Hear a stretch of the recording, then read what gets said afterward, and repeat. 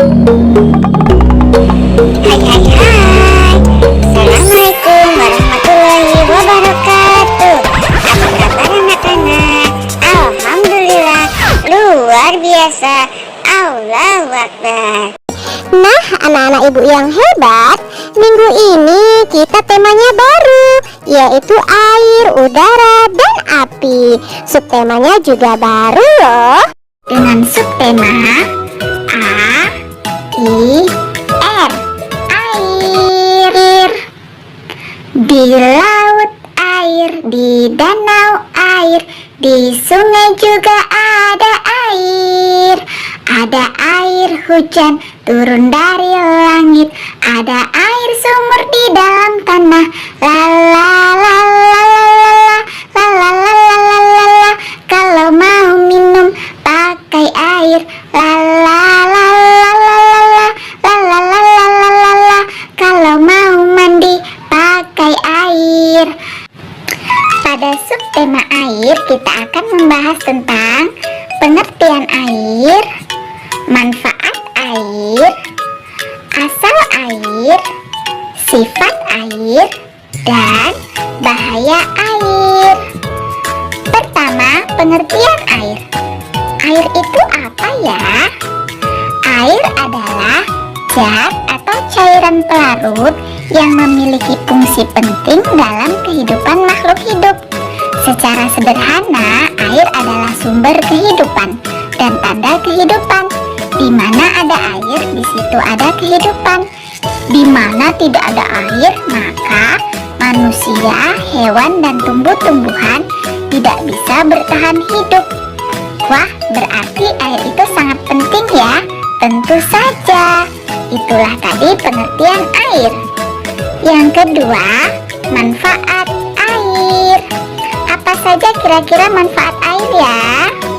Yang pertama, air itu untuk diminum. Jika manusia tidak minum air, maka tubuh kita akan menjadi lemas, pingsan, dan mati. Begitu juga dengan hewan dan tumbuh-tumbuhan. Coba lihat, jika tanaman mama kita di rumah tidak kita siram dengan air, maka dia akan layu dan lama-kelamaan dia akan mati. Manfaat yang kedua, untuk kebersihan, seperti untuk mandi, gosok gigi, mencuci piring, mencuci pakaian, mengepel, dan lain-lain. Tanpa adanya air, mustahil kita bisa menjaga hidup dengan bersih. Coba bayangkan, jika badan kita kotor atau pakaian kita kotor dan tidak dicuci dengan air, maka badan kita akan gatal-gatal dan baju kita menjadi bau. Untuk itu, kita cuci deh pakai air biar bersih. Kita mandi deh agar badan kita menjadi segar dan sehat. Sekarang kita mengenal macam-macam air berdasarkan asalnya. Yang pertama, air laut yang ada di laut dan rasanya asin. Yang kedua, air hujan. Air hujan yang turun dari langit. Yang ketiga, air sumur. Air sumur berasal dari dalam tanah. Itulah air yang kita minum yang ada di rumah-rumah kita sekarang ini. Yang keempat, air sungai. Yang kelima, air danau. Yang ketujuh, air mata air yang biasanya ada di pegunungan. Dan ada air salju atau air es yang turun dari langit. Biasanya ada di negara Eropa yang bersuhu dingin. Kemudian ada air embun loh. Air yang turun dari langit di malam hari. Biasanya jika pagi hari ditandai adanya tetes-tetes embun di atas permukaan daun. Sekarang kita mengenal sifat air. Yang pertama, air itu mengalir dari tempat yang tinggi ke tempat yang rendah. Contohnya air terjun. Yang kedua, air itu berwarna bening dan tidak berbau. Coba kalian perhatikan air yang ada di rumah kalian. Warnanya bening kan? Dan jika dicium tidak ada baunya. Yang ketiga, Air itu selalu mengikuti bentuk wadah atau tempatnya. Jika kita letakkan di dalam botol atau gelas, maka dia akan berbentuk seperti botol dan gelas. Jika kita letakkan di mangkuk yang bulat, maka dia akan berbentuk seperti mangkuk. Kemudian dapat membeku apabila terkena suhu yang sangat dingin. Contohnya seperti es batu teman-teman yang disimpan di kulkas. Sifat airnya bisa menjadi panas jika terkena suhu panas atau sedang dimasak. Nah, saat dimasak ada uap yang naik ke atas teman-teman, itu yang disebut menguap. Dan yang terakhir dapat menyerap di beberapa benda. Benda apa saja ya yang diserap air? Ya, ada kain, ada tisu, ada handuk, dan juga ada spons. Sekarang bahaya air. Air itu sangat berguna bagi manusia jika jumlahnya sedikit dan bersih. Tapi jika jumlahnya sudah sangat banyak, maka dia akan menjadi musibah seperti banjir. Banjir yang dapat menenggelamkan kita, rumah-rumah kita, hewan ternak, dan tanam-tanaman. Dan air yang kotor, tercemar, bau, juga dapat berbahaya bagi kesehatan tubuh kita. Kulit kita akan gatal-gatal, dan air yang kotor itu dapat membawa penyakit ke dalam tubuh kita. Wah, berbahaya sekali ya. Tentu air yang sehat adalah air sumur di rumah kita yang bersih dan higienis, berwarna bening dan tidak berbau. Sekarang yuk kita mengenal proses hujan.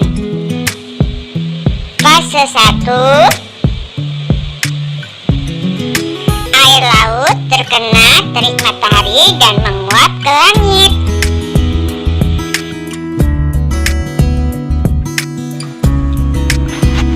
Fase 2, uap berkumpul semakin besar hingga menjadi awan.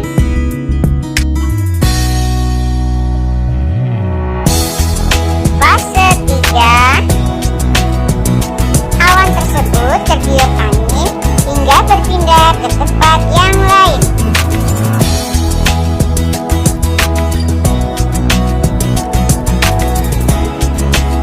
Fase 4, awan di tempat baru yang lebih dingin. Awan tersebut kembali menjadi butiran air. Nah, proses ini disebut kondensasi. Kelima,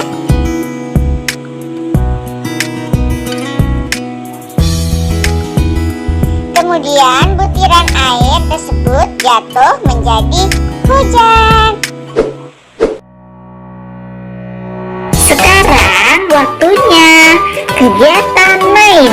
Yuk bermain sains, mengubah air menjadi beku, kemudian mengubah air yang beku itu yaitu es menjadi cair kembali, kemudian menguapkan air sehingga hilang atau habis menguap ke udara. Langkah-langkah yang pertama yaitu kita isi air ke dalam plastik atau wadah, kita ikat dan kita masukkan ke dalam lemari es. Dalam beberapa jam, maka dia akan berubah menjadi es yang mengeras. Nah, di sini ada perubahan cair menjadi beku dan rasanya menjadi lebih dingin. Setelah itu, es itu kita pecah, kita ambil sedikit, kita taruh di dalam wadah. Dalam wadah terbuka dan ruang terbuka, es yang padat dan keras tadi lama-kelamaan akan mencair dan menjadi air kembali. Wah, begitu ya proses pencairan ini ya. Kemudian air tadi coba kita jemur di halaman dengan terik matahari.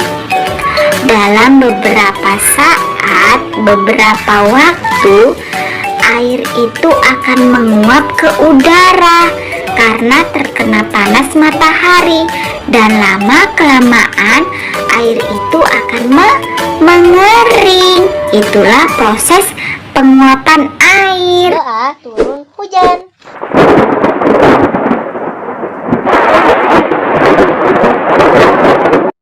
Allahumma sayyiban nafi'an. Hujan merupakan rahmat Allah Ta'ala. Saat turun hujan, kita membaca doa Allahumma sayyiban nafi'an. Ya Allah, turunkanlah hujan yang bermanfaat. Saat hujan juga termasuk waktu mustajab untuk berdoa. Hendaknya kita bersyukur dan tidak mencela hujan. Yuk kita hafalkan. Allahumma sayyiban nafi'an. Asiknya berkreasi membuat payung.